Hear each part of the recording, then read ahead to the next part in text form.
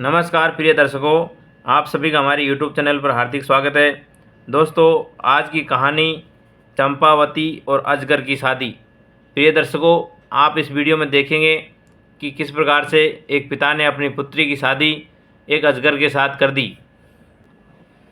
इसके बाद वो पिता और उसकी दूसरी माँ, जो कि बड़ी माँ थी, दोस्तों ईर्ष्या के खातिर, जलन के खातिर किस प्रकार से अपने प्राणों की बलि दे देते हैं।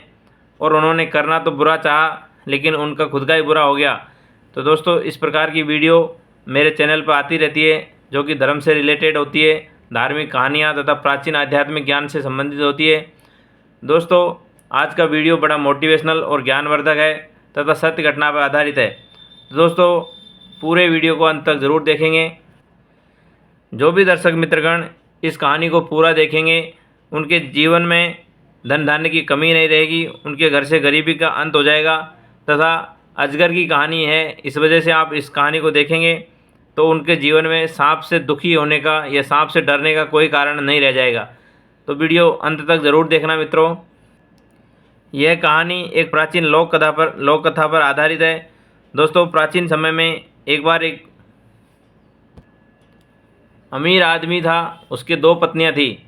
दोस्तों, बड़ी पत्नी को वो ज़्यादा प्यार करता था तथा छोटी पत्नी को बहुत कम प्यार करता था, उसकी कोई इज्जत नहीं करता था। दोनों ही पत्नियों के एक एक पुत्री थी। अब वो अमीर आदमी बड़ी पत्नी को ज़्यादा प्यार करता था, इसी वजह से उसका कहना भी उसको मानना पड़ता था।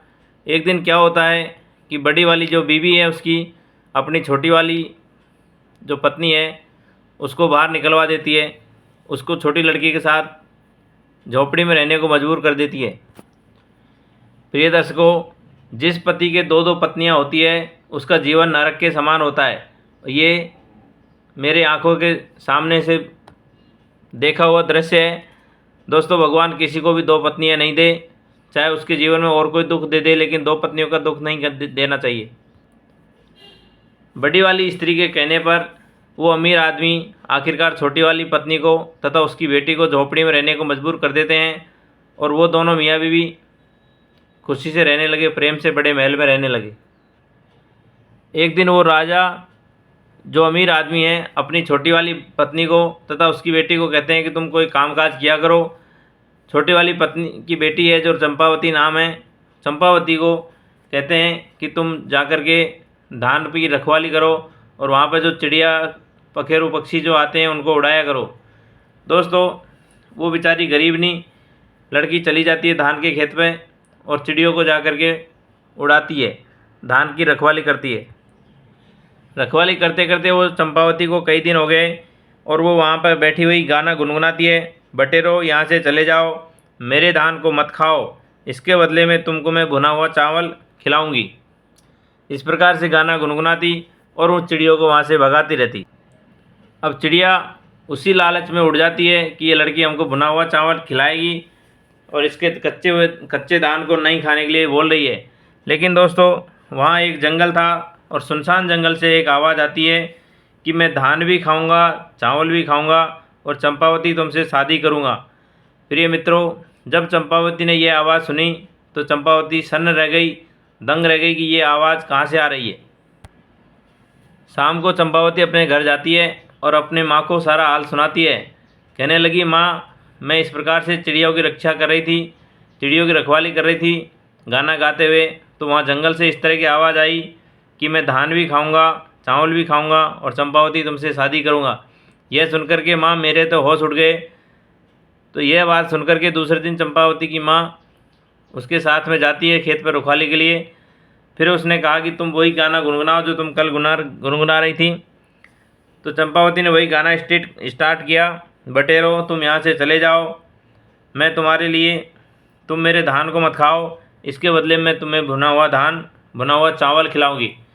इस प्रकार से गाना गुनगुनाती है तो जंगल से वही पहले वाली आवाज़ आई कि मैं धान भी खाऊंगा, चावल भी खाऊंगा और चंपावती तुमसे शादी करूंगा और तुमको माला माल कर दूंगा। दोस्तों, जब उसकी माँ ने ये बात सुनी तो माँ भी सन्न रह गई, सोचने लगी कि ये किसकी आवाज़ है।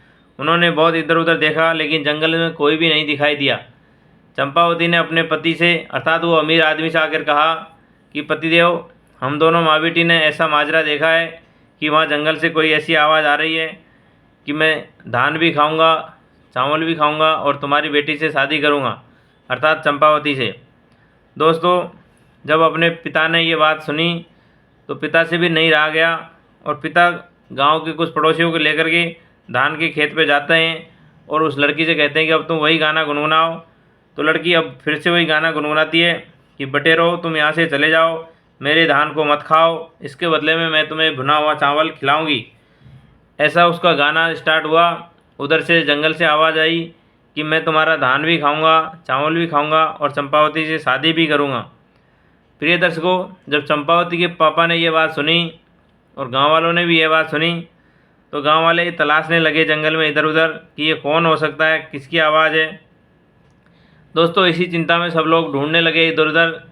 जब थक हार करके कोई आवाज़ उनको नहीं सुनाई दी, कहीं कोई दिखाई नहीं दिया, तो चंपावती का पिताजी कहते हैं कि आपको मैं वचन देता हूँ, वादा करता हूँ कि आप मेरे सामने प्रकट होइए। अब दोस्तों, चंपावती का जो पिताजी है उसने वचन दे दिया कि मैं तुम्हारी शादी चंपावती के सामने साथ में करवा दूंगा, लेकिन आप प्रकट होइए। प्रिय दर्शकों, सारे गांव वाले वहाँ खड़े थे, चंपावती भी खड़ी थी, चंपावती की माँ और उसके पिताजी सब लोग खड़े थे। अब देखते हैं कि उधर से एक विशालकाय जंगल से जो अजगर प्रकट होता है। यह सब देख करके अचंभित पड़ जाते हैं, आश्चर्य में पड़ जाते हैं। चंपावती और चंपावती की माँ के पैरों नीचे से ज़मीन खिसक जाती है कि ये भगवान, ये क्या हो गया, चंपावती से मेरी शादी करनी पड़ेगी। दोस्तों, विशालकाय अजगर देख करके सब मनी मन घबराने लगे, लेकिन उधर वो अमीर आदमी जो लड़की का पिता था चंपावती का, उसने उसको वचन दिया था, वादा किया था। अब दोस्तों, पहले के ज़माने में कहा जाता है कि रघुकुल रीत सदा चली आई, प्राण जाए पर वचन नहीं जाए।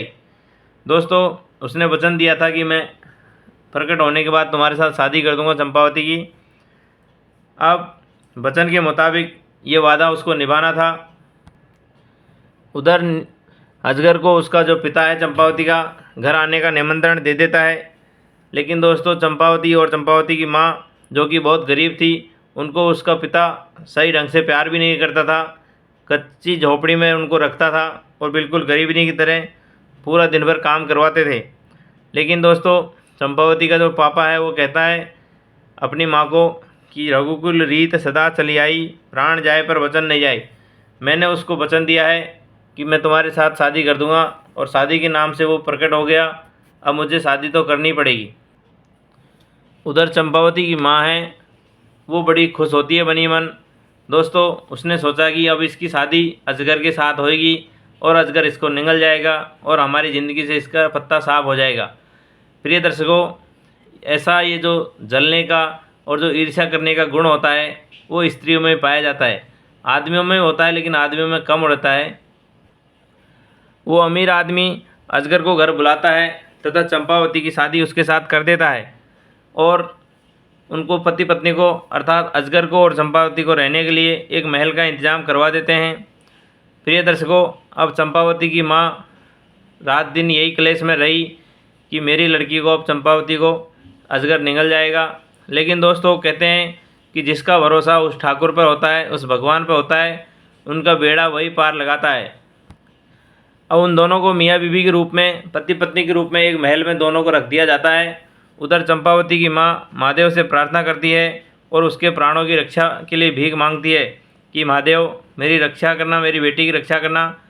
उधर वो लड़की है चंपावती, वो भी अपने ईश्वर को याद करती है कि हे भगवान, मेरे पिताजी ने मेरी शादी अजगर के साथ कर दी है, अब मेरे प्राणों की रक्षा करना आपके हाथ में है। दोस्तों, वो जो अजगर था वो कोई पुराने वो स्वर्ग का देवता था, लेकिन किसी श्राप की वजह से अजगर का शरीर धारण किए हुए था। प्रिय दर्शकों, उसने उस लड़की को माला माल कर दिया और शरीर पर स्वर्ण आभूषण से लद दिया और रात होते ही वो स्वर्ग में चला जाता था। ऐसा उसका रोज़ का नियम था। जब सवेरे होता है तो चंपावती की माँ देखती है कि लड़की के शरीर पर सोने के आभूषण इस तरह चमक रहे हैं कि लड़की बिल्कुल सजी धजी बैठी हुई है। यह देखकर चंपावती भी बहुत खुश होती है और चंपावती की माँ भी बड़ी खुश होती है। उधर चंपावती की जो बड़ी माँ है, अर्थात उसके पिता की दूसरी पत्नी, वो मनी मन मुस्कुरा रही थी, खुश हो रही थी कि आज तो ये लड़की का प्राण अंत हो जाएगा और हमारे जीवन से हमेशा के लिए हट जाएगी। लेकिन दोस्तों सुबह उसने देखा कि चंपावती के शरीर पर इतने एक से बढ़कर एक खूबसूरत आभूषण थे। यह उसने जब देखा तो उसको जलन होने लगी और ईर्ष्या हुई बहुत ज़्यादा। सोचने लगी कि इसकी शादी अजगर के साथ हुई थी और अजगर ने इसको खाया तो भला नहीं, और इसके रातों रात इतने आभूषण, इतने सोना चांदी कहाँ से आ गए। प्रिय दर्शकों, यह सोने के आभूषणों की ईर्ष्या और लालच उस बड़ी माँ को कहाँ से कहाँ तक पहुँचा देगी, अभी आप कहानी में देखेंगे। दोस्तों, मैंने जैसा कि बताया कि उस बड़ी माँ को भी एक लड़की थी। अब वो अपने पति से कहती है कि आप मेरी बेटी की शादी भी एक अजगर के साथ कीजिए ताकि मैं उसको इतने सुंदर आभूषणों के साथ देख सकूं। दोस्तों, कहते हैं कि आदमी प्यार में अंधा होता है। अब वो रानी के मोह में, अर्थात उस बड़ी स्त्री के मोह में पागल हो गया और गांव वालों के साथ जंगल में जाता है और एक ढूंढ करके एक अजगर ले आते हैं। अजगर के साथ उसकी बेटी, जो बड़ी बेटी होती है लाडली, उसकी शादी कराने के लिए सोच लेते हैं, क्योंकि महिलाओं की जिद आप जानते हैं कि क्या से क्या करवा सकती है। बहुत ढूंढने के बाद एक अजगर वो वहाँ से ले आते हैं और उसकी माँ की जिद के आगे बड़ी उसकी बेटी की अजगर के साथ विवाह करवा देते हैं।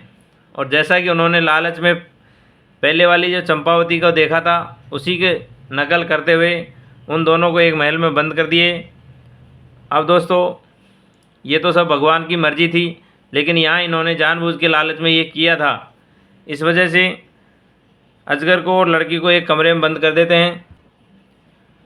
अब उसकी माँ उनके महल के बाहर ये सुबह होने का इंतज़ार कर रही थी कि कब मैं अपनी लड़की को देखूं सोने से लदी हुई। अब दोस्तों, जो अजगर था उसने उस लड़की को पैरों की तरफ से निगलना शुरू किया। जैसे ही वो पैरों की तरफ से आता है तो लड़की अपनी माँ को आवाज़ लगा के कहती है कि माँ, मेरे पैरों में गुदगुदी हो रही है। माँ बाहर से बोलती है कि बेटी चिंता मत करे, मेरा दामाद तुमको पैरों में पायजेब पहना रहा होगा, इसलिए गुदगुदी हो रही है।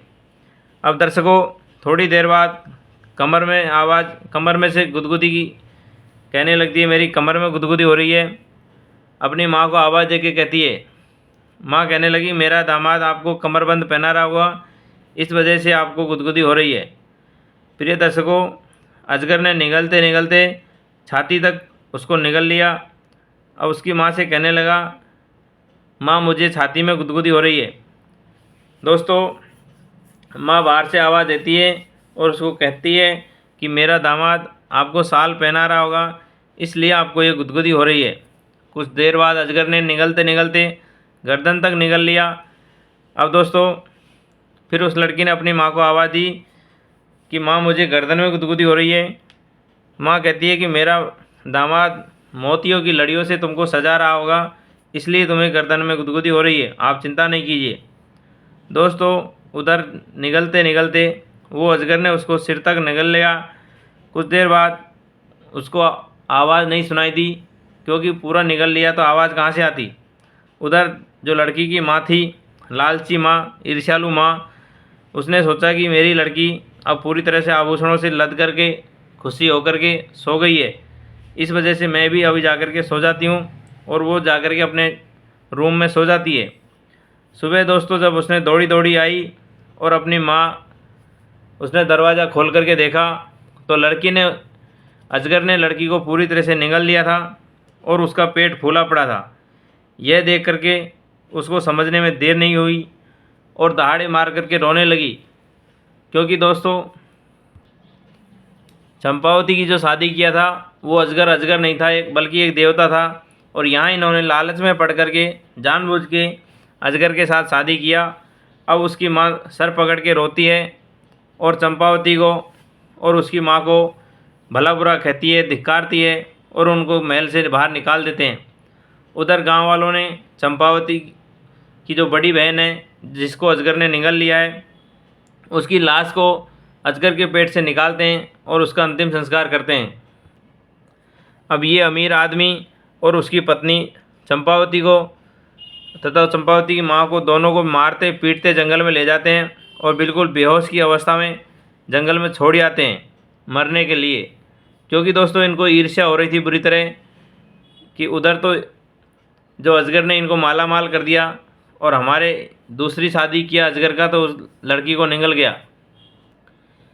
जब यह बात चंपावती का पति जो अजगर था उसको मालूम चली कि मेरी पत्नी और मेरी सास जंगल में बेहोश पड़ी हुई है, तो दोस्तों जो अजगर पति था वो आता है और जो उसका जो ससुर है पिता और उसकी जो दूसरी माँ है उन दोनों को निगल लेता है, क्योंकि दुष्ट प्रवृत्ति के थे, लालची थे, ईर्ष्यालु थे।